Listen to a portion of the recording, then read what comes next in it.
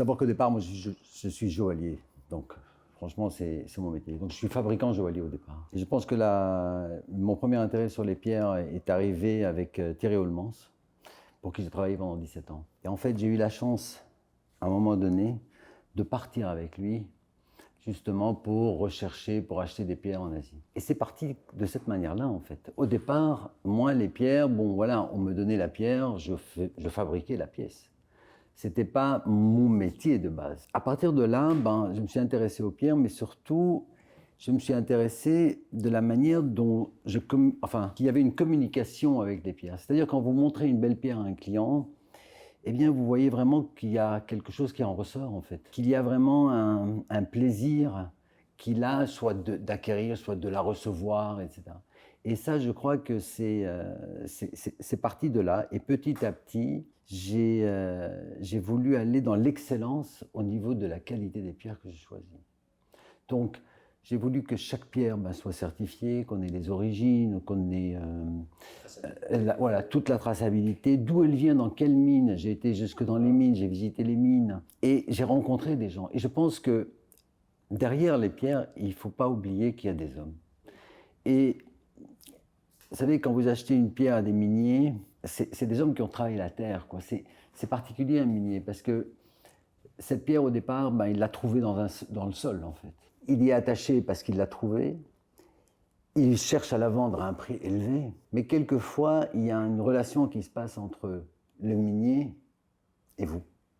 Et l'acheteur. Et la personne qui achète. Et c'est comme il a le plaisir de vous la vendre, en vous la vendant certainement. Et j'ai déjà eu plusieurs fois le cas qu'il la vendait en dessous du prix qu'il espérait en avoir. Parce que quelque part, il se dit, il va en faire quelque chose. S'intéresser aux miniers et s'intéresser à leur métier, aller voir comment se fait l'extraction, je pense que quelque part, ils en sont fiers. Et c'est de là que tout est parti, en fait.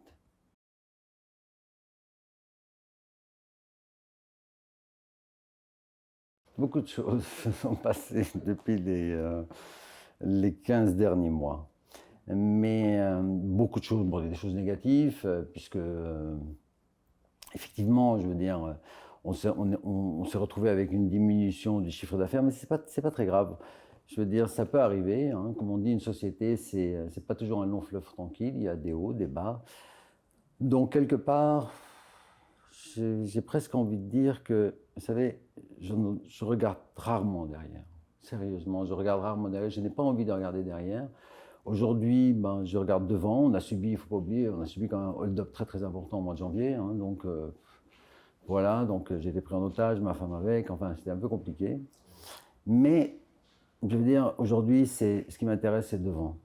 Et depuis, on va dire un mois, puis le mois de mai, on sent qu'il y a vraiment une reprise, qu'il y a une communication avec les clients. Il y a la seule chose qui est plus compliquée, on va dire, c'est que depuis 20 mois, vous ne pouvez plus voyager. Et donc acheter les pierres, ça devient très compliqué, puisque vous ne pouvez plus... En fait, vous communiquez avec les vendeurs, on va dire, uniquement via WhatsApp et via téléphone. Et donc, c'est parce qu'ils vous connaissent, parce que vous êtes chez eux depuis 7 ans ou 8 ans, que j'achète de cette manière-là, mais pas de la même manière, dans le sens que moins de pierres, évidemment. Et puis, on a un peu plus de mal à trouver exactement ce qu'on recherche. Et puis, vous avez besoin de voir ces gens qui vous ont fait confiance, qui sont là, qui vous envoient des pierres, malgré tout. Et c'est sûr que ce contact humain, c'est ça qui manque le plus, mais ça va revenir, quoi. C'est ça. Voilà.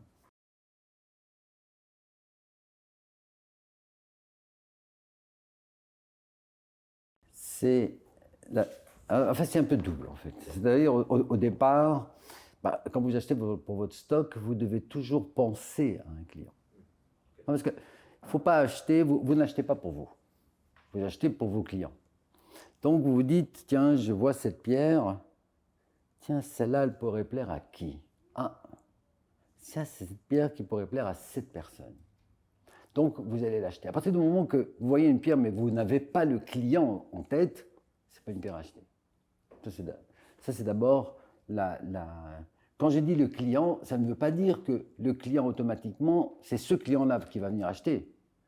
Ça veut dire simplement que vous mettez un visage, un type de personne, on va dire, qui va vouloir acheter cette pierre. Alors qu'est-ce qui m'anime dans la réalisation d'une pièce? Je crois franchement que ce qui est extraordinaire, c'est le plaisir que vous procurez.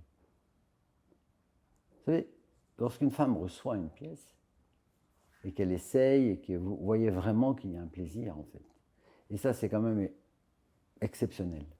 C'est vraiment quelque chose d'exceptionnel de sentir que quelque chose, que savoir quoi dessiner, qu'on a réalisé en atelier, qu'on a mis du temps soit pour le client, soit au départ pour le stock, et que quelqu'un la voit et dit « Waouh, c'est superbe », et que vous sentez vraiment qu'il y a un plaisir de cette personne de l'acheter et de la porter, eh bien c'est une joie extraordinaire.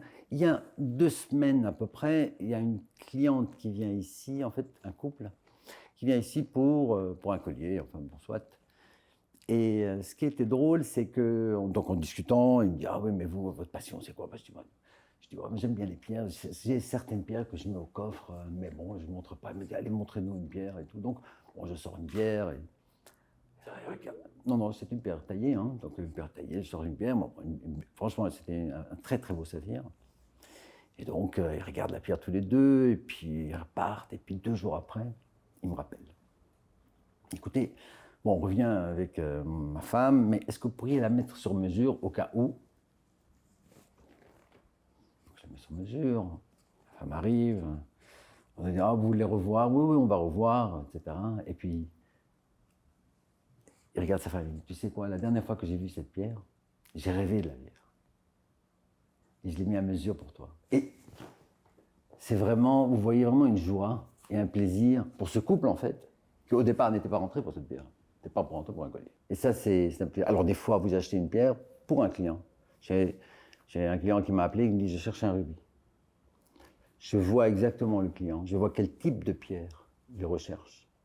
Et donc, je propose la pierre dont je suis certain qu'il va lui convenir, en fait. Il va l'acheter.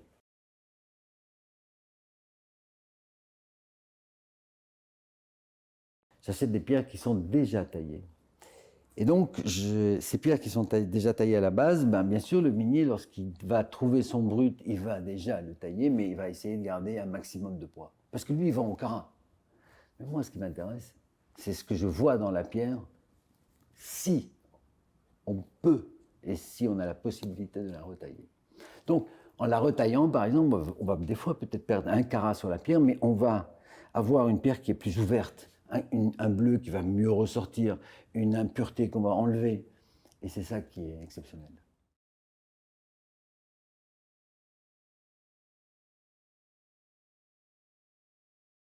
La clientèle est totalement différente.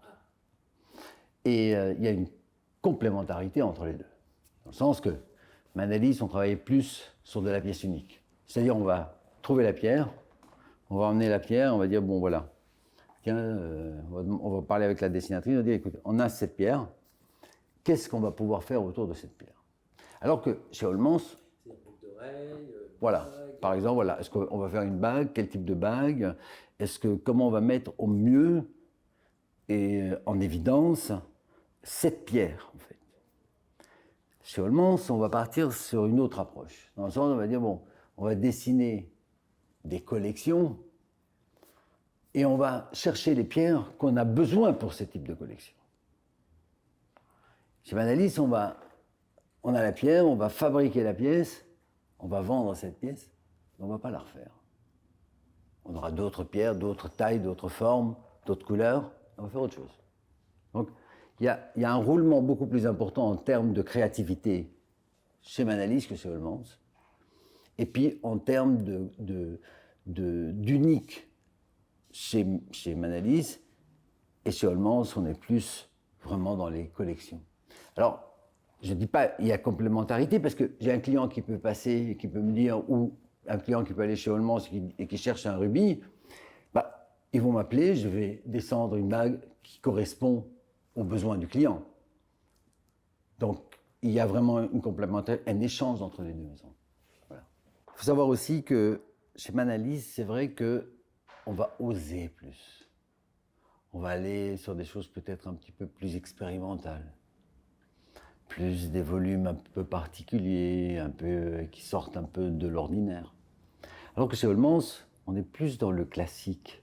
Il y a de la création, bien évidemment, ça c'est certain.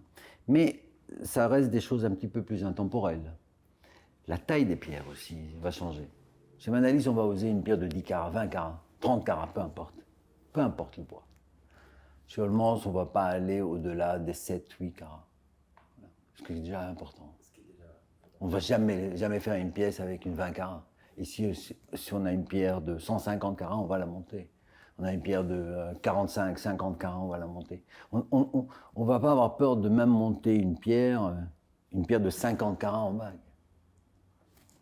Il n'y a pas de problème. C'est ça.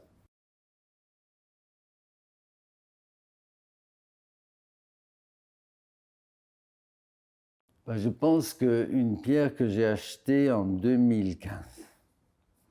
En 2015, j'ai acheté une pierre, j'étais à une foire et en se promenant dans cette foire, j'y allais pour 4 jours, donc c'était assez court. C'était à Bâle. Et je me souviens très bien, j'étais avec une de mes employées à ce moment-là, qui est pas, je n'aime pas dire employée, mais c'était plus une amie, qui était Madame Romagnoli en fait, une dame qui a 65 ans aujourd'hui, qui a pris sa retraite. Et donc on est resté là-bas, donc on a descendu en voiture ensemble, et papote, et on arrive sur place. Et donc on va dans on va dire, le bâtiment destiné aux pierres, etc. Et en tournant comme ça, je vois un saphir jaune. Mais la pierre fait 157 carats. Une pierre franchement grande comme un citron. Imaginez un petit citron, un citron vert. Brutal. Non, taillé. Mais, vraiment. Mais une pierre exceptionnelle. Franchement exceptionnelle. Mais jaune. Un saphir jaune, bon, c'est pas très demandé. Hein. Voilà, si c'était bleu, bon, c'est autre chose. Mais là, c'est jaune. Et donc, j'ai un de mes amis qui a un stand juste en bas. Je lui dis, tiens, est-ce que tu connais l'Indien qui possède ce stand? Oui, je le connais. Il dit, bah, tiens, présente-moi un peu, j'aimerais bien voir une pierre. Et pendant 3 jours, on n'a fait que tourner autour de lui. On a passé 3 jours à tourner autour de cette maudite pierre pour négocier le prix. Donc au bout de 3... on n'a rien foutu d'autre. Hein. On est resté là, on est monté, on est descendu, on est truc, on est revenu, on a pris quelqu'un d'autre, on a remontré la pierre, on est reparti, on est revenu. Ben, pas arrêté. Et au bout du 3e jour, ben, on était sur le point de partir. Et donc on avait fait nos valises, et voilà, donc on était avec notre relais. Et je lui ai dit à Suzanne, je lui ai dit, écoute Suzanne, on va encore passer une fois là. Voir la pierre et puis on se casse. On arrive chez lui et... Écoutez, j'ai dit, maintenant on est avec notre relais, on s'en va. Est-ce que vous acceptez ce prix-là, oui ou non? Et alors il y avait une différence de 15 000 euros, 15 000 $. Donc il dit, bah non. Il dit... Et son père, qui était à côté, il dit, écoute, donc il parle à son fils et lui dit, écoute, sur ces montants-là, on ne va pas discuter pour 15 000 $. Si tu es prêt à la vendre avec les 15 000 $ en plus, tu serais prêt à la vendre avec les 15 000 $ en moins et tu peux la vendre. Et je l'ai achetée. Et c'est une pierre que j'ai revendue à un client 2 mois plus tard, je pense, montée sur un collier. Pierre exceptionnelle, vraiment exceptionnelle. Il faut savoir que, vous savez, les pierres, les gens pensent que les pierres, en fait, c'est quand vous voyez une belle pierre, que ce soit n'importe qui. Hein. Si je vous montre 3-4 pierres, je ne vous dis pas quelle est la plus belle. Je vous garantis que si on est 10 ici, il y en a 9 sur 10 qui vont choisir la même pierre. Parce qu'on est attirés tous par quelque chose de beau quand on est en comparaison de quelque chose. Et je veux vous dire quelque chose. Je veux dire, moi, vous voyez, les pierres de couleur, parce qu'en fait, j'achète des pierres de couleur, hein, essentiellement, parce que ça a les saphirs de couleur, les rubis, les émeraudes, les semi-précieuses, enfin, les perfils, comme on les appelle. ben, ça reste des... voilà, c'est la couleur qu'on achète. Mais moi, il y a certaines couleurs que je ne vois pas parce que je suis daltonien sur certaines couleurs. Donc, mais quand j'ai la pierre en main, je sens qu'il y a quelque chose, quoi. Et j'achète la pierre. C'est comme ça que ça fonctionne, en fait. Pas le fait de dire, ah oui, cette couleur. Non. Si. Il y a quelque chose que vous Il y a quelque chose, ouais. quelque chose qui se passe.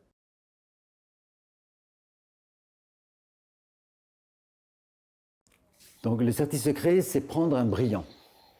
Donc brillant, diamant, taille brillant, rond. De faire une saignée en dessous de la rondiste. Et de le clipser pour que lorsqu'on le regarde de face, on ne voit aucune matière. C'est ça. Ce n'est pas le certi secret ou le certi mystérieux de Van Cleef qui est un pavage de pierre. Vous voyez, c'est tous des carrés qui sont disposés, alignés dans des rails où vous avez un pavage où vous ne voyez aucune matière. Ici, c'est pas du tout. Ici, c'est un taille brillant, donc qui va faire 30, 40, 50, 60, 70, 80 points, mais pas au-delà. Et qui, lorsqu'il est serti, ben, on ne voit aucune griffe, pas de certiclos, rien. Il est vraiment clipsé et on ne voit en fait que la pierre.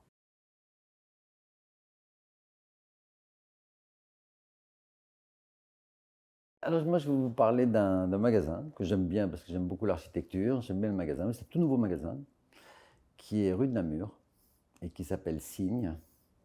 C'est un magasin de mobilier contemporain, mais quand on y entre, ce qui frappe, c'est vraiment l'architecture du lieu. Donc, c'est, vous savez, un peu des très hauts plafonds, du marbre, c'est vraiment très très beau. Donc ça, c'est pour le lieu. Je trouve que ça vaut la peine de découvrir, on va dire, ce lieu qui était en fait une ancienne banque. Hein. Et puis qui est devenu un commerce de mobilier qui s'appelait L'Escrenier. Ça vous dit certainement quelque chose, Philippe L'Escrenier, qui a été repris, qui a été, on va dire, dégagé un petit peu de tout ce surplus.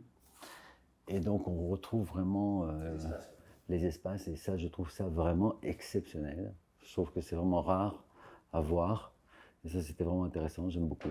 J'aime beaucoup. Alors, au niveau de la gastronomie, je ne suis pas un grand spécialiste de la gastronomie, mais j'aime bien le restaurant Amen. Voilà, ça c'est un restaurant que j'aime bien. J'aime bien la cuisine asiatique en général.